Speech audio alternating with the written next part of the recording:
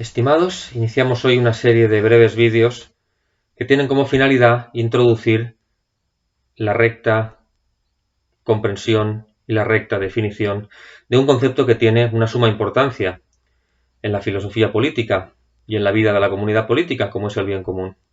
Y tanto es así que el bien común realmente es el objeto, es la razón de ser de la comunidad política, y es la razón de ser y es la finalidad también del ejercicio de la autoridad política.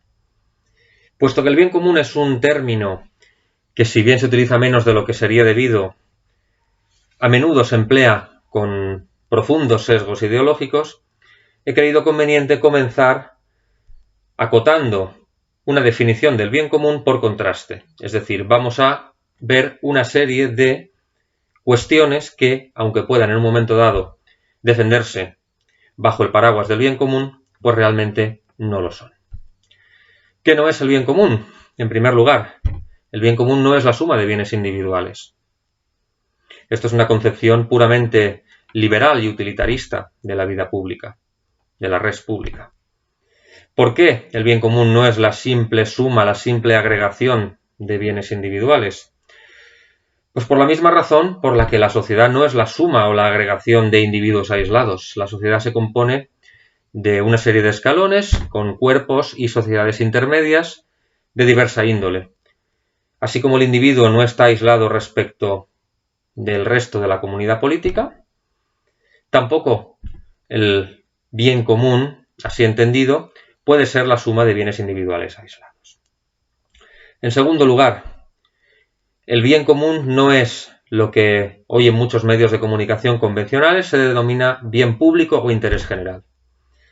Este concepto es un concepto liberal y, por lo tanto, es la otra cara de una misma moneda, de la misma moneda de la modernidad. ¿Y por qué digo que es la otra cara? Pues porque así como la acepción de bien común como suma de bienes individuales tiene un claro deje individualista y utilitarista, el concepto de bien común como interés general tiene una raigambre de tipo más totalitario. De hecho, todo el desarrollo del pensamiento de Rousseau, en lo que respecta a su filosofía política, gira en gran medida en torno a esto. La llamada voluntad general, que es aquella voluntad abstracta en la que teóricamente se subsumen y que trasciende todas las voluntades individuales, que Rousseau pretende que tenga una esencia propia, pero que en realidad simplemente no existe, ni siquiera como abstracción, pues esa voluntad general traspuesta o hecha analógicamente, trasladada al bien común, sería lo que se puede denominar como interés general. Pero el gran error de esta teoría es subsumir precisamente los bienes, o en este caso ya ni siquiera son bienes, son intereses individuales, y crear un ente abstracto denominado interés general. Tercero, el bien común no es lo que algunos filósofos de moda denominan la ética de mínimos, no es un mínimo común denominador de los bienes individuales. ¿Por qué? Pues por la sencilla razón de que el bien es virtud, el bien es perfección, es tender hacia esa perfección. Luego no puede haber una virtud de mínimos, no puede haber una perfección de mínimos. Pretender una ética de mínimos no es más que una transposición del relativismo moral a la vida pública. Es pretender que rebajando la virtud a una simple categoría de valores universalmente admitidos, se puede llegar a una vida en común armoniosa, que no significa buena, significa armoniosa. Y en cuarto lugar, el bien común no son los derechos humanos.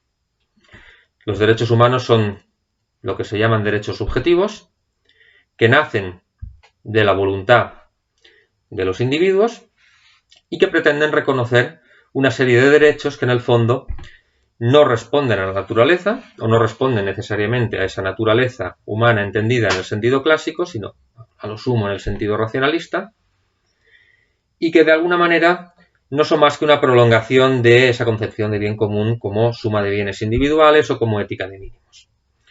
Es una concepción del bien común, insisto, profundamente individualista y utilitarista, y también profundamente relativista. Dicho esto, podemos pasar a introducir qué es rectamente entendido, el bien común. Podríamos dar una definición de tipo más intuitivo, más sencillo, y una definición de tipo más formal, más académico.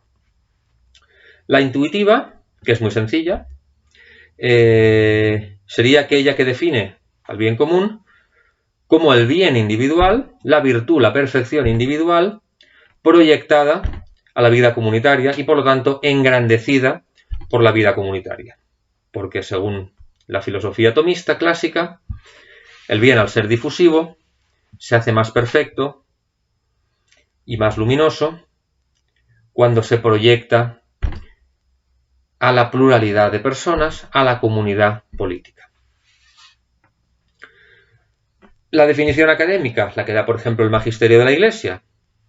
El bien común es el conjunto de condiciones sociales, políticas, culturales, económicas, etc., que facilitan al hombre y a la sociedad alcanzar su perfección. Lógicamente una perfección fundada en la virtud y fundada en la naturaleza, fundada en la vida buena. ¿Qué ocurre? Que hay una serie de corrientes que niegan que el bien común tenga una trascendencia pública más allá de los bienes individuales. Estamos hablando, por ejemplo, del laicismo radical. El laicismo radical considera que la religión debe estar absolutamente apartada de la vida pública, con lo cual la consecución del bien común es simple y llanamente imposible, porque si apartamos la religión, estamos de algún modo también apartando la moral objetiva.